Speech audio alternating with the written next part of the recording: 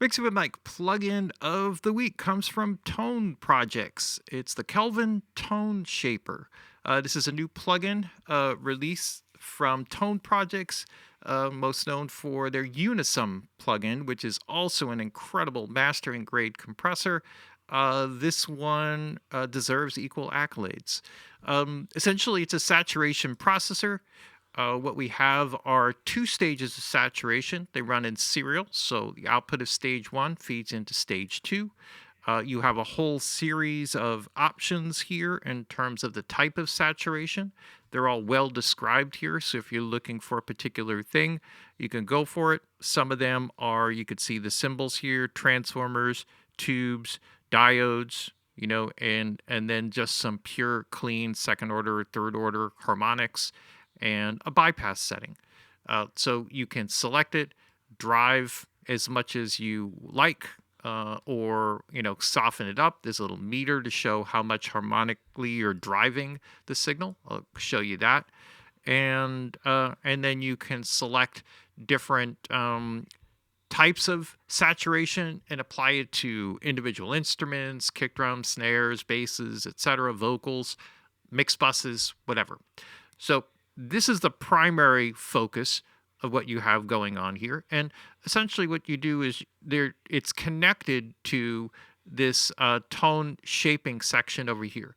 There are two parts of it. There is a pre-EQ section. So this is an EQ that will feed into the saturation circuit, stage one, and then output of stage one will feed into stage two. So you have a series of different filter types: low shelf, bell, wide bell, and an EQP. So this is like the EQP trick where you actually boost and attenuate at the same time. And what that does is it creates a little resonance around the shelving EQ that you have on the low end. That's the basic idea, and that's the way it works. Turns out that EQ, like the frequencies are slightly different from the two, and the gate, the staging of it, the attenuation is half as much as what the gain is. It's the other part of interesting trick with the Pultec. You can also set up a high pass filter, which can be pre. Whenever something is pre, it's pre the saturation circuit or post the saturation circuit. So what you have each of these three bands, which you can turn off globally here, is that you have a pre-EQ. So this, you can focus the EQ into a particular, just into the saturation, so you can focus in particular frequencies as you like. And then you have an EQ on the output side of things, which helps to balance out that by EQing post the saturation circuit. You have frequency selectors here. And if you decide, for example, that you want to use, for example, a high-pass filter feeding in, then all of a sudden this switches to a high-pass filter at the, at the selected frequency. You see the order, right, from 6 dB per octave all the way up to 36 dB per octave. But you still have available the any kind of EQ shape that you want based off that same frequency that you can boost or attenuate, okay? And so this allows you to generally shape things, shape the tone feeding in. And this allows you to really get to exaggerate certain things, to get more aggressive type of distortion, tonal shaping, or it allows you to just subtly shape whatever it is that you're feeding into it. So this circuitry here is really important part of the creative aspect of the whole tone shaper plugin here. Now, there's one other circuit that's involved here and a few other things that kind of tag in along the way. Let's go to the output trim. There's a clipping section, which is like a soft limiter clipping on the output, and that is post the output trim. So essentially what you have here, and it's sort of hidden down at the bottom, is you have an input level stage and an output level stage. So this is just sort of digital, either side feeds in. It allows you to set the overall input gain, output gain, and you can counterbalance them by holding the shift key. So if I pull this down, this one will go up. If I pull this up, this one will go down. The idea being that I can, raise the input, lower the output to get more saturation overall and balance the output to kind of more or less get an even volume. The way that this is set up is that when you run through the saturation and you push into it, it more or less tries to keep the same basic loudness. So there's a circuit that's built in that will help to balance out the overall loudness. So as you go from one stage into the next, it all kind of balances out. Now, so when you get to this output stage, you can drive this into the clipping stage and then bring down the output. In fact, what they've done here is they've set up a shortcut. So if you hold the shift key and I raise this up, I can push in and I'll see a little meter here for the clipping, and it will simultaneously lower the output by the same amount. And therefore, I can really focus on balancing the input and output of the different saturations, right? So the different saturation stages through the output, or just as the overall input and output gain staging. Of course, you have a wet-dry control, right, which is right here. That's great. You have an on-off switch here. There's different quality modes that you can go to. If you work in, low latency, you'll get more aliasing, right? Less CPU hit. It's nowhere near bad. So when I say more aliasing, it's not like there's a lot. When you go to pristine mode, it just sounds incredible. High is like a good starting place, good. So just based on what your processing load is, this is what it will, give the capabilities for. But when you render it, you can set it to render at the pristine level. So what that means is that when you make an actual render, if you do an offline bounce, it will automatically switch to the highest level because the real-time processing is no longer an issue. There's one other circuit here that's kind of part of the whole thing, 2 bits here. One is the spread circuit. Now, what this does is it gives you 2 basic modes, and what it does is it's just to decorrelate the saturation from the left side and the right side information. And what that allows you to do is it allows you to create a subtle sense of width with the saturation. So you have 2 different modes, sort of like a medium and a wide mode. And then you have this thing called defuzz. And defuzz essentially gets rid of some of the artifact that can sometimes be kind of clog up the sound field a bit, make things sound a little murky or whatever, or fuzzy or whatever, hence the defuzz, right? And so it has basically, if you have it to the first switch, then what it will do is it'll start to roll off high frequency energy. They don't give any information about like where the cutoff is or exactly how they do it, but it's there. And if you go to the clean mode, then it will eliminate or lessen some of the mid-range and high-frequency saturation. And sometimes this mode is really great for things where you want to get like a lot of warmth out of something and you don't want to add any sort of artifact or fuzziness kind of up the spectrum. And that's a really cool way of working with that. So there's loads to take in here. There's all kinds of additional features. You can swap the stage 1 and stage 2. Obviously, the idea is that you select either of these, you would select 2 different things, right? So if you select this, actually original mode here is a thing that was part of the Unison. It was just this little warming harmonic distortion thing, which I always loved and I thought sounded great, but it was just a button. There were no extra controls. Now you got extra controls, and they have a second one. And there's sort of a description here, right? These are 2 different transistors. Transformers, excuse me. And so I'm not sure how that's pronounced, so I'm not even going to attempt it. And purple and dark iron, so that you have the 3 different transformers. But those 2 will give you some kind of thing. But even if you wanted to do just like, say, I wanted a balance of second order and third order, just like simple saturation, you could do this. When you drive up the gain here, you'll get more saturation here, but it will also feed more level into this stage. So from here, you can balance this backward. Or if you're pulling back and being subtle here, you can drive the secondary stage more. So one is a gain stage. It's balanced, it's counterbalanced on the opposite end. So when you raise the gain, it's just pushing it into the saturation circuit, but the output of it is counterbalanced automatically. There's also a shift key option here. So if I adjust these 2, then I can sweep between them. And then, of course, I can swap them if I want to see what it sounds like going back and forth. So as you can see, just within those basic options, you have a lot of things that you can do or put together with the plugin. One other quick thing is also, if you're just trying to learn it, right? This is just a tooltips thing, so it's just a quick question mark. So if you go over anything, it will actually explain what's going on, right? So it's basically just like a quick, if you don't like manuals, this is kind of the quick way. It's like, hey, what does this do? Just click that on, move the cursor over the setting, and it will tell you what it's all about. And if you need any more information, obviously you can reference to the manual. There's a little info section here, which shows all the credits and version number, etc., who it's registered to. Here you can set the size of the user interface, right? So you can adapt it to your the resolution of your screen.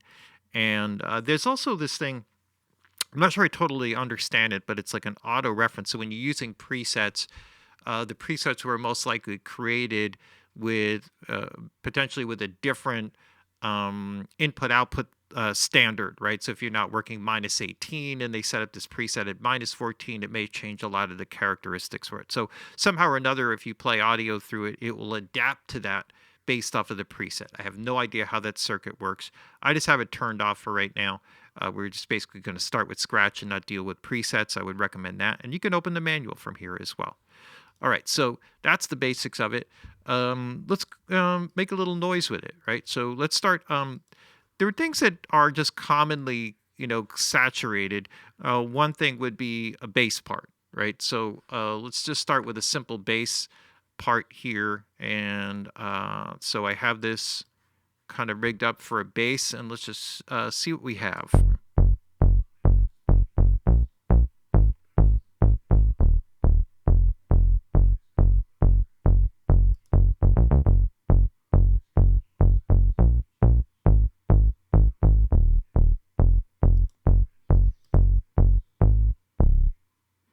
Right, so all I did here was, this is something where I just wanted to push a little bit of more harmonic energy into it so that it would image better with the drums in the context of the mix. This ends up being an important thing, especially for, having like a bass part translate to smaller speaker systems, so that harmonic energy being in there and focused enough helps to draw out the sound, so that it will translate to smaller speaker systems, so you still hear the bass part.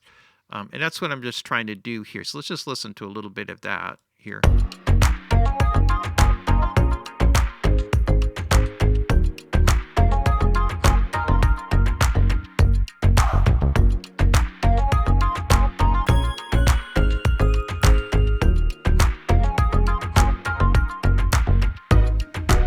All right, now I'm not making the bass a powerful part of the song, but it does help to actually make it kind of sit in there so I can hear and feel a little better. It also seems to kind of smooth it out.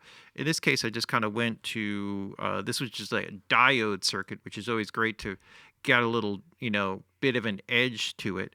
And then I'm driving a little bit of low frequency energy here using the Pultec filter type, to push it. Also driving a little bit more low end in here. So I have everything like set up just under 300 right here, but on a shelf, and then with the resonance and everything. So it's kind of getting like a nice warm area of the bass and getting to draw it out. And then I have a focus frequency here. And this ends up being kind of an important thing here.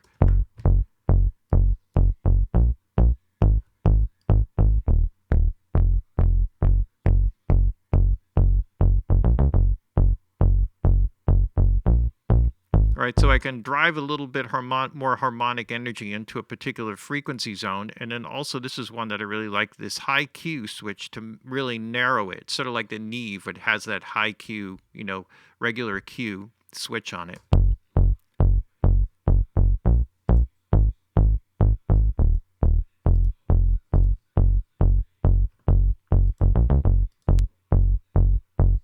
Right, just to kind of sharpen the attack, right, in that note a little bit more, right?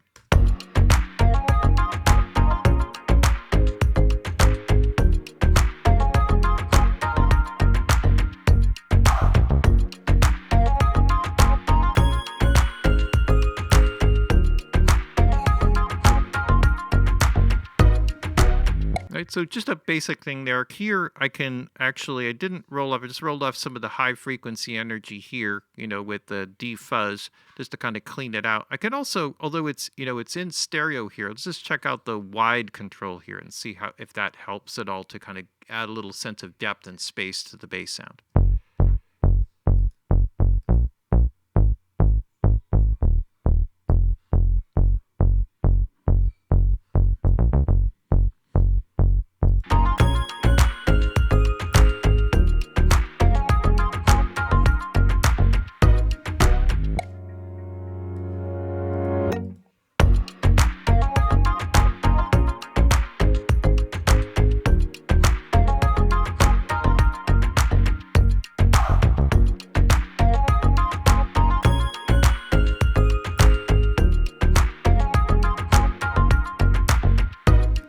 Yeah, so that's great. That actually just gives that little bit of extra imaging depth that actually works. It's a subtle thing. If you're not hearing it, just kind of focused on the bass sound, it is definitely subtle.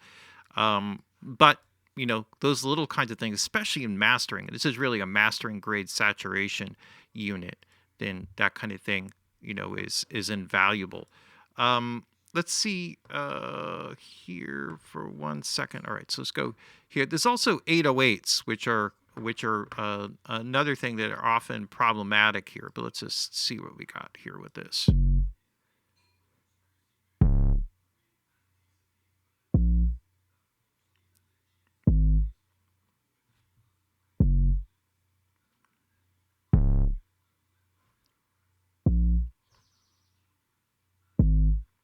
All right, so if I have here, one other thing that you can do here, and I'll just show you this. If you right click on this, it will switch to the clean mode. So the one important thing, because you're probably wondering, can I bypass this section? So clean is a bypass of the processing for that stage. So if I go here and I do this, I can basically bypass everything. And if I right click on it again, it'll toggle back and forth. So it's like a way of bypassing a particular section. So let me just drive it a little bit. So this meter that shows up over here is showing me I don't know if there's like an amount to the saturation, but it's at least giving you something. So if I drive this lower, you'll see this disappears, or it's very low.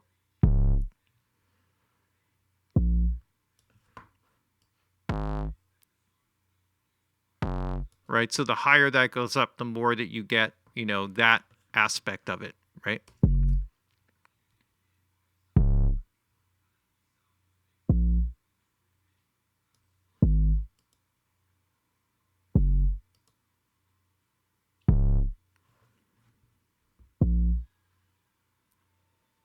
Right, so I went with the diode thing here. Maybe I'll go with let's go with the purple here for a second. I think that's where I was. So let's see.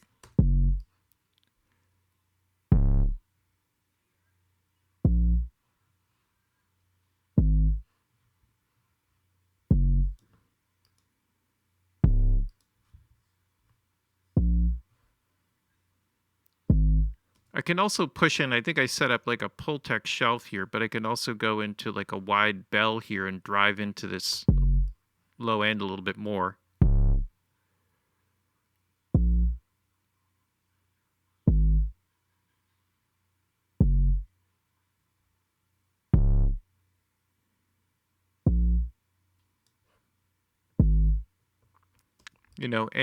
And the choice here really ends up being about what works, because as moving notes, I'd be more inclined probably to use something more along the shelf for the low end.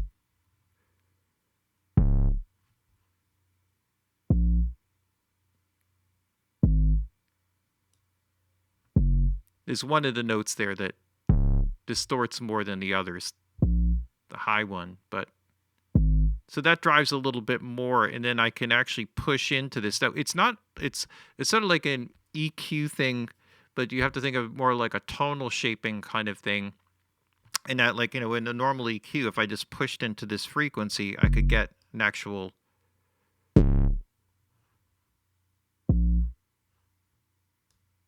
right. I can actually, drive into it a bit more, to draw more of that out. This would be after the saturation, but this is prior to it. So it's just activating the saturation circuit more concentrated within particular frequencies.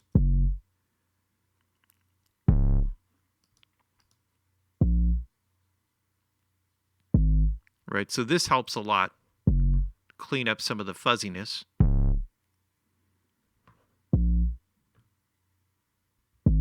All right, let's see how that if that cuts through in the mix.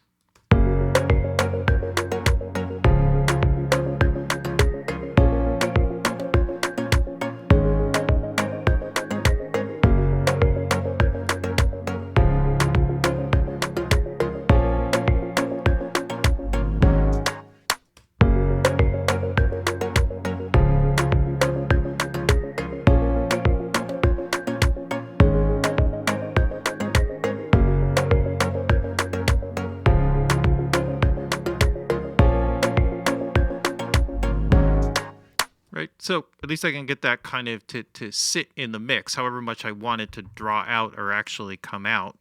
That's kind of, just based on whatever I want to do. All right, so one more thing here. I'll just kind of show up here a little bit. Originally, I would plan to kind of do a little bit more of a mastering kind of thing, but I think from a practical perspective, as I was starting to apply to individual instruments, I felt like I was kind of drawing more obvious things out of it, things that would be better for demonstration purposes for this. But, when you get to a full mastering kind of thing, you probably will be on much lower settings than this. But, I just want you to more or less kind of see the potential for what this has here. Right, so here we go. All right, so let me loop around. Here we go. Not 808, our kick drum here.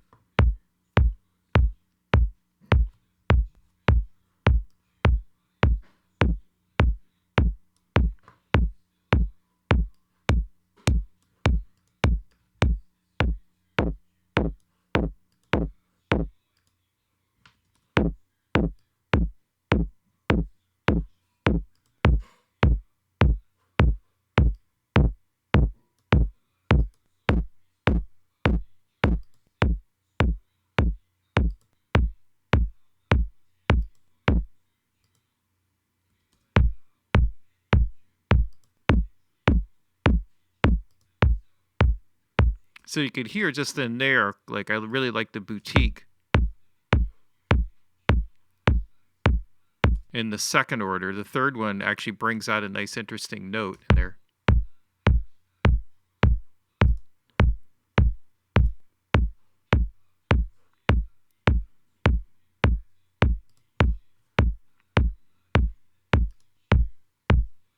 Maybe I'll go with that one. It has a little bit more meat to it. And perhaps so that's just driving in. Now I can get very specific to what frequency that I'm kind of pushing into. You don't have to use this. I find this is like a very helpful way of literally targeting the distortion exactly where you want it.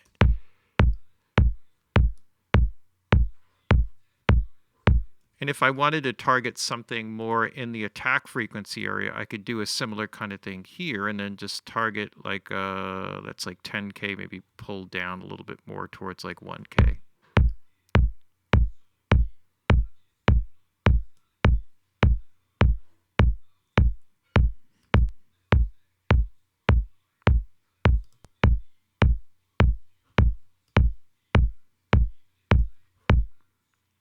And then if I wanted to do something a little more subtle here, maybe purple would be a good choice.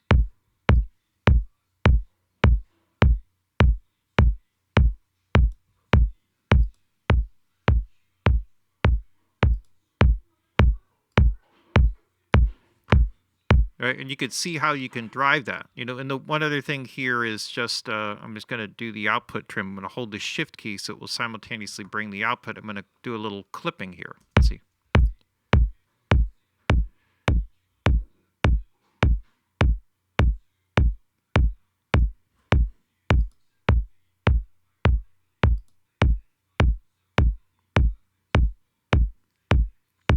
You can see how you can really kind of like draw like almost a whole completely different sound out of it, without it being this. I mean, you can drive it really crazy and get all the, fuzzy, more, heavier distortion. But for this, like the tone shaping characteristics are really just amazing. You just kind of go and go and go with it. And there are just endless possibilities. Then when you start kind of flipping around and everything, and I've still been playing around with this a lot, so I haven't dug into all of the super secret stuff. But if you kind of, work within these three basic groupings and some of the simple stuff here, it's really, really an incredible saturator, really powerful tool, very well thought out, and just so easy to really target and focus things where you want, more so than, just like from the simplicity of the interface. You could get into some of the multi-band, saturators that are out there. There's some that are very good. This actually just, the simplicity of the design and the kind of focus of it actually makes it just, it sounds incredible. All the things put together just give, amazing results. So I've been really blown away by this. And I think you can kind of hear just from these basic examples how, just bringing that into mix can just draw out like extra excitement or life, or kind of like a real finished sound. And drive it heavy if you want. Do it in a more subtle way, which is perhaps what I'm kind of doing here. And you got an incredibly valuable tone shaping tool in your hands. So there you have it. A great one from Tone Projects. Great follow up to Unisum, which is also an amazing compressor. I use that in almost every mastering job I do. And this one will follow as well. So there you have it. Plugin of the week from Tone Projects, the Kelvin Tone Shaper.